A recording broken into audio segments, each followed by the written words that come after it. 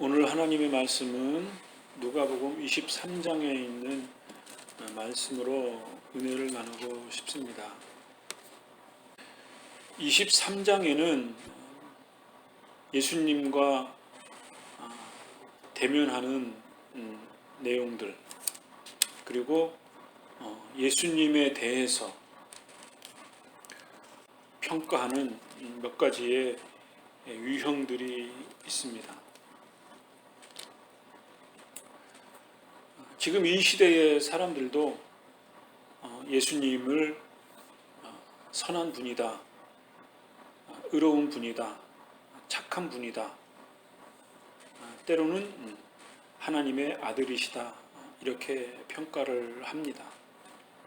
예수님을 믿는 우리 신자의 입장에서는 주님은 그리스도시고 살아계신 하나님의 아들이시며, 그리고 하나님 우편에 앉아 계신 분이신 것을 우리가 성경을 통해서 깨닫고, 또 성령님께서 우리의 마음에 확신을 주시고 우리 안에 임재하심으로 세상의 언어와 세상이 줄 수 없는 그러한 임재의 평안, 그런 것을 우리가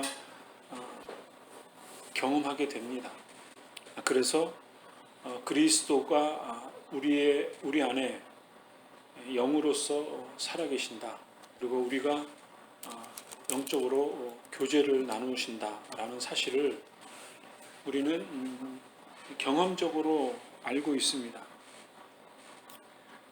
그런데 이러한 결과, 이러한 신앙이 있기까지는 오늘 누가복음 23장에 나와 있는 사건의 내용을 조금 주목할 필요가 있습니다. 23장의 첫 번째 나오는 내용은 뭐냐면, 많은 사람들이 예수님을 붙잡아서 빌라도 앞에 끌고 갔다는 것입니다. 배경을 좀 이해할 필요가 있는데, 당시에 빌라도의 직함은 로마로부터 임명받은 총독이었습니다. 그러니까 로마의 황제로부터 위임을 받은 군대 또는 행정, 통치 행위를 하는 그러한 권한이 있는 사람이 총독이었습니다. 당대 로마가 워낙 큰 나라였으니까 총독이 많았죠.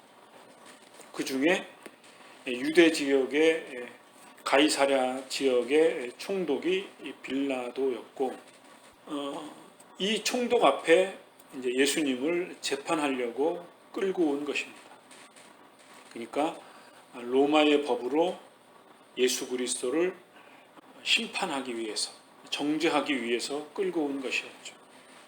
그래서 빌라도 앞에 고소를 했습니다. 2절에는 고소한 제목에 대해서, 첫 번째는 백성들을 미혹시켰다는 것과, 그리고 세금을 바치지 못하게 했다는 것, 그리고 자신이 그리스도이고 왕이라고 주장했다라고 하는 명목으로 빌라도 앞에 고소를 했습니다. 그러자 빌라도가 예수님께 물었습니다. 당신이 유대인의 왕이냐? 묻자 예수님께서 내가 말한 대로이다, 이렇게 말씀하심으로써 예수님이 유대인의 왕, 유대인의 종교적인 제목으로 끌려온 것, 고소당한 것을 시인을 했습니다. 이것과 좀 상반된 내용은 뭐냐면, 헤롯이라는 유대 지역을 다스리는 왕이 있었습니다. 그러니까 로마 빌라도 총독과는 다른 유대 안에 있는 자치지역을 통솔하는 일종의 위임받은 왕, 그러니까 로마 정부로부터 유대 지역은 너희가 통치해, 자치권을 부여한 그 헤롯 왕은 예수님에 대해서 뭐라고 표현했냐면, 예수님을 정말 만나고 싶었다. 그 이유는 뭐냐면 당신의 그 기적을 내가 직접 보고 싶었다. 유대인들은 기적을 되게 추앙하거든요. 그래서 헤롯이 예수님을 만나서 이런저런 기적을 통해서 정말 예수님이 신통방통한 분인가 그것을 확인하고 싶었던 거죠. 이렇게 예수님을 의도적으로 시험했을 때 예수님이 하신 말씀이 뭐였냐면 아무런 대답도 하지 않는 거예요. 그래서 침묵으로 헤롯에게는 일관한 반면에 빌라도 앞에서는 빌라도의 질문 앞에 내가 유대인의 왕이라고 한 그 질문에 대해서 내가 말한 그대로다. 이렇게 인정하는 모습이 다른 차이점이라고 할 수 있습니다. 어쨌든 예수님을 끌고 왔을 때 빌라도는 이런저런 상황들을 종합해 본 결과 백성들을 선동했다라고 고소한 많은 무리들의 말을 수긍할 수는 있으나 과연 이 예수라는 사람이 종교적인 문제로 당신들로부터 선동을 받아서 왔는데 나는 로마의 법률로 가지고 판단을 하는데 생각을 해보니 로마를 적대할 만한 그래서 이 예수라는 사람을 죽일 만한 죄를 찾기가 좀 어렵다. 이렇게 빌라도의 본심을 드러내는 거죠. 그래서 마침 헤롯 유대인의 자치왕이 예루살렘에 와 있으니까 빌라도는 그 예수를 정죄하는 것을 유보하기 위해서 회피하기 위해서 헤롯에게 보낸 거죠. 그런데 다시 헤롯이 빌라도에게 보낸 것입니다. 그러자 군중들이 소리를 지르면서 예수님을 십자가에 못 박으라고 그렇게 선동을 했습니다. 그러자 빌라도가 좀 난감해진 거죠. 헤롯도 아무런 잘못을 찾아낼 수 없어서 나에게 다시 보냈는데 내가 아무리 생각을 해봐도 제목을 찾을 수가 없다. 나는 그냥 몇 대 매질을 해서 풀어주겠다. 이렇게 평가를 하니까 사람들이 폭동을 일으킬 정도로 소리를 지르는 거죠. 예수를 죽이라! 이렇게 말을 하면서 한 가지 조건을 내돌기를 바라바라고 하는 살인죄를 지고 감옥에 가 있는 죄수가 있지 않냐. 십자가에 못 박을 때 한 사람의 죄인을 풀어주는 관례가 있는데 이 바라바를 풀어주고 예수를 십자가에 못 박아라. 이렇게 역제안을 한 것입니다. 그러자 빌라도는 무슨 소리냐. 바라바는 살인죄고 흉악무도한 죄인인 반면에 예수님은 그럴 만한 죄를 지지 않았으니 나는 예수를 풀어주고 그렇게 하기를 원한다 라고 말하자 군중들이 예수를 십자가에 못 박고 바라바를 풀어주라고 그렇게 계속적으로 주장을 했습니다. 22절에는 빌라도가 세 번째 물었다는 표현이 있습니다.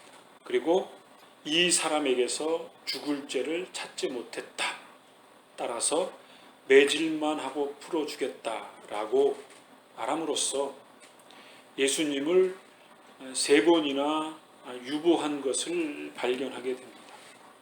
이것은 무슨 의미를 얘기하냐면 예수님이 십자가에 못 박혀 죽을 만한 죄가 없다라는 것을 세 번 거듭 주장했다라고 하는 표현인 것이죠.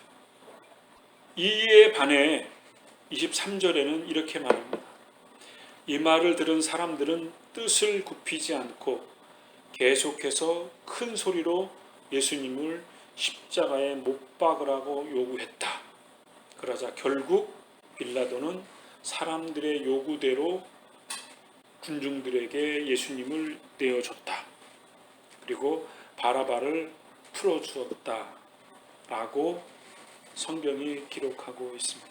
그러니까 빌라도의 관점에서 예수님을 볼 때에는 십자가에 못 박을 만한 죄를 발견할 수 없었고 풀어주려고 했다. 그런데 군중들에 의해서 밀란이 일어날 것을 염려해서, 그러니까 정치적인 관점에서 군중들의 그 분노, 언성을 해소시키기 위해서 비록 죄가 없지만 그들에게 예수님을 내어줬다라는 그런 의미를 담고 있는 것입니다. 성경에는 나와 있지 않지만 역사학자들이 이 빌라도와 관련돼서 또 예수님과 관련돼서 이렇게 기록된 옛 문헌들을 살펴본 결과 빌라도의 부인이 전날에 꿈을 꿨답니다. 그래서 예수라는 사람이 당신한테 올 텐데 그 사람을 죽이지 말라. 그 사람은 선한 사람이다. 그렇게 꿈을 꿨답니다. 그래서 빌라도도 고민을 한 끝에 할 수만 있으면 죽이지 않으려고 그렇게 최대한 노력을 한 것이죠. 그런데 그래서 빌라도는 최대한 예수님을 죽이지 않으려고 거듭 3번에 걸쳐서 유보를 했지만 정치적인 이해관계에 의해서 예수님을 군중들에게 내어주는 상황까지 이르게 된 것입니다. 구속사적인 관점에서 보면 성경에서 예언되어져 있는 예수님이 십자가에 달리셔야 하는 희생제물로서의 구속사역을 완성하시는 하나님의 또 다른 계획이었다. 이렇게 이해할 수 있겠습니다. 또 다른 면에서는 예수님이 십자가에 못 박히셨을 때 옆에 2 강도가 있었습니다. 그런데 한 강도는 예수님에 대해서 조롱의 말을 했습니다. 당신이 그리스도인데 십자가에 못 박혀 왜 죽냐? 우리를 살려달라. 이렇게 조롱을 합니다. 그런 반면에 옆에 있던 다른 죄수는 이렇게 말을 합니다. 옆에 말한 조롱하는 그 죄수를 꾸짖으면서 우리가 저지른 일 때문에 마땅한 벌을 받지만 이분은 아무런 잘못을 범한 것이 없다. 그렇게 말을 하면서 예수님께 의탁의 말을 합니다. 예수님, 주님께서 주님의 나라에 들어가실 때에 저를 기억해 주십시오. 이렇게 말하자 예수님께서 그 죄수에게 말씀을 하시기를 내가 진정으로 내게 말하기를 내가 나와 함께 낙원에 있을 것이다. 이렇게 말씀을 합니다. 그러니까 빌라도의 상황과는 여러 정황상 다르지만 빌라도가 예수님을 무리들에게 내어준 그 상황과 비록 죄를 져서 십자가에 달리는 그 비참한 죄인의 모습이지만 그 죽음 직전까지 자기의 엄중한 죄를 죄로 인정하고 그 죽음을 맞이하는 그 순간에 십자가에 달리신 예수님을 의로운 분으로 주님으로 인정을 하고 어떻게 보면 같이 죽어가는 그 처참한 환경임에도 불구하고 예수 그리스도를 주님으로 인식하고 그리고 그분 앞에 의탁을 하는 거죠. 예수님, 내가 지금 죽어가는 이 고통 속에 주님 앞에 의탁합니다. 저를 기억해 주십시오. 나는 나의 죄로 죽지만 이 죄된 나를 불쌍히 여겨 주십시오.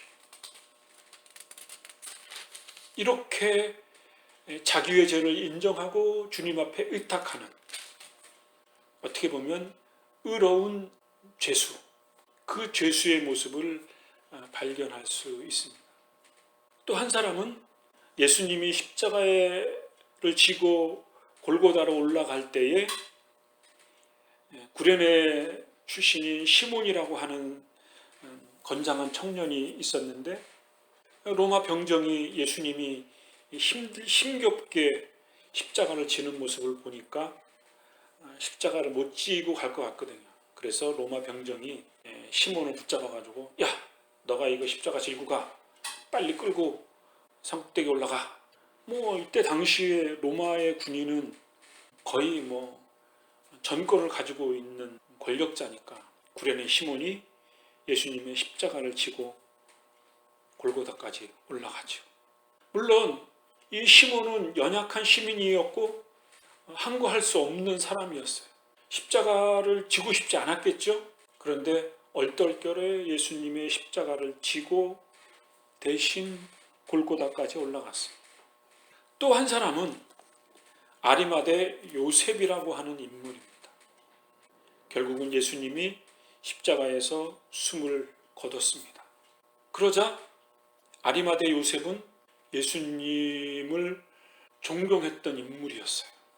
그리고 예수님이 어떤 분이신가에 대해서 굉장히 관심을 많이 가졌던 인물이었습니다. 그리고 이 사람은 의회원이었고 요셉이라고 불리는 사람이었습니다. 이 사람은 선하고 의로운 사람이었다고 했고, 그리고 하나님의 나라를 기다리던 사람이었어요. 예수님이 죽자 아마 의회원이었기 때문에 가능했겠죠. 일반 사람이었으면 감히 말도 못 그랬을 텐데 빌라도에게 가서 예수님의 시신을 달라고 요청을 했다고 했습니다. 그리고 자기 자신이 준비해 놓은 새 무덤에 예수님의 시신을 가져다가 거기다가 장사를 지냈습니다. 아마도 이 아리마대 요셉은 예수님에 대해서 관심을 많이 가졌을 것 같아요. 예수님이 어떤 말씀을 하실까? 예수님은 어떤 분이신가? 우리가 지금 로마 압제하에 있고 이렇게 비참한 나라의 환경과 우리 민생의 어려움, 그러한 처참한 처지에 있는데 이것을 해결할 수 있는 하나님의 나라가 임하게 되어지기를 간절히 사모했던 이 아리마대 요셉. 이 사람은 예수님의 마지막 시신, 마지막 육신을 정성을 다해서 장사 지냈던 중 한 사람이었던 거죠. 요셉은 마지막에 예수님이 십자가에 못 박혀 죽으시는 그 순간까지 아마 같이 있지 않았을까 싶습니다. 예수님의 어떤 모습 때문에 이렇게 어떻게 보면 자기의 생명을 위해당할 수 있는 그런 위험을 무릅쓰고 예수님의 시신을 수습했을까요? 누가복음 23장 44절에 보면 이렇게 기록되어져 있습니다. 정오 때쯤 어두움이 온 땅을 덮어서 오후 3시까지 계속되었다. 예수님이 죽으신 그 순간에 온 땅이 어둠이 되었다는 거죠. 45절에는 햇빛이 사라지고 성전의 휘장이 두 쪽으로 찢어졌다. 예루살렘 성전에 있는 휘장이 있었는데 그 휘장이 위에서 아래로 찢어졌다. 그래서 지성소 안에 있는 가려져 있는 휘장이 찢어졌다. 그것을 의미하는 거죠. 그리고 예수님께서 말씀하시기를 아버지의 손에 내 영혼을 맡깁니다. 이렇게 말씀을 하시면서 숨을 거두시죠. 그리고 백부장이 하는 말, 이분은 분명 의인이었구나. 그리고 그 예수님의 운명하시는 그 순간에 많은 사람들이 가슴을 치며 놀람을 금치 못하고 돌아갔다고 했습니다. 이러한 모습들을 종합해 보면 빌라도나 예수님 앞에 의탁했던 죄인이나 아리마대 요셉이나 백부장이나 예수님의 죽으심이 인간의 선동에 의해서, 인간의 욕망에 의해서 죽었다라고 하는 사실을 발견하게 됩니다. 유대인들이 꿈꾸었던 유대의 나라, 다윗의 나라, 강성해지는 나라, 그 나라를 꿈꾸었던 유대인들에 의해서 예수님이 그 역할을 해주실 수 있었을 텐데 나는 그 실망감이 예수님에 대한 반역으로 예수님을 십자가에 못 박히게 되는 그런 역할이 된 거죠. 지금 이 시대에도 왜 많은 사람들이 교회를 욕하고 예수님을 조롱할까요?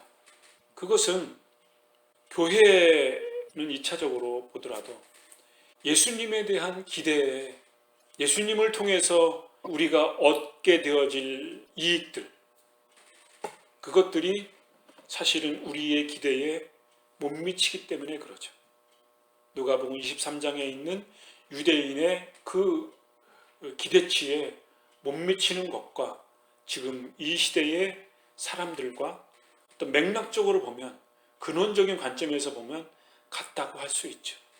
그것과 연관돼서 예수를 믿는 기득권층의 교회, 그리고 종교 권력, 그런 것들이 사람들의 기대에 못 미치는 거죠. 그리고 희망을 포기하고 참되신 예수 그리스도의 그 위대한 어떤 그 원석, 예수님의 행하신 그 행위 자체, 십자가에 달리시는 그 하나님의 구속의 뜻, 그것을 도외시하는 결과라고 할 수 있겠죠. 예수님이 십자가에 못 박혀 죽으신 것은 결국은 사람에 대한 사랑인 것이고, 분노하고 미워하고 저주하고 죽이고 싶을 정도의 그 미움, 그러한 것들을 예수님이 대신 화목제물이 되심으로써 그 분노를 끊는, 그리고 하나님과 인간과의 그 죄성의 문제를 끊는, 그 근원적인 죄의 문제를 끊는, 그리고 하나님의 아들로서 자기 자신이 그 문제를 스스로 짊어지고 자기 자신이 죽음으로써 희생제물이 됨으로써 그 근원적인 모든 문제를 끊는 그 예수 그리스도의 위대함, 그것을 우리들이 깊이 깨달을 때 우리가 갖고 있는 미움, 우리의 죄, 끊임없이 반복되는 죄성, 그런 것들을 우리가 예수님께 의탁함으로 우리가 용서함 받을 수 있겠죠. 그리고 궁극적으로 강도가 말했던, 주께서 주님의 나라에 들어가실 때에 저를 기억해 주십시오. 주님이 우리의 영혼을, 나 자신을 기억해 주시는 그러한 은혜, 주님이 나를 구원해 주시는 그런 은혜, 그리고 오늘 내가 나와 낙원에 함께 있을 것이라고 하는 그 영적, 나의 이생과 나의 영생의 그 합일적, 그것이 우리가 이 세상을 살아가는 데 있어서 가장 중요한 요소이겠죠. 물론 우리의 남겨진 생애가 있기 때문에 이러한 것들이 희석이 되죠. 당장 내일부터 와닿칠 삶의 현장, 그리고 수많은 갈등, 그런 것들이 쉬운 문제가 아니기 때문에 이런 영적인 문제가 도외시될 수 있지만, 그 영원한 하나님의 나라를 향해서 살아가는 그 순간에 우리 이생에서의 삶이 있음을 우리가 깊이 깨닫고, 하나님의 나라를 사모했던 아리마대 요셉처럼 하나님의 나라를 바라보고 하나님의 나라를 우리가 소망하고 꿈꾸는 그러한 순례자의 삶, 그런 영적인 순례를 묵묵히 감당하고 때로는 그것을 기쁨으로 감사함으로 감당하면서 살아갈 때 우리에게 주어진 수많은 불신의 환경들이 있지만 참되신 하나님의 아들 그리스도를 믿음으로 바라보고 고백하면서 살아가는 우리의 생애가 되어질 줄로 믿는 것입니다. 이런 은혜로 한 주간 살아가는 저와 여러분이 되어지기를 간절히 바랍니다. 기도하겠습니다.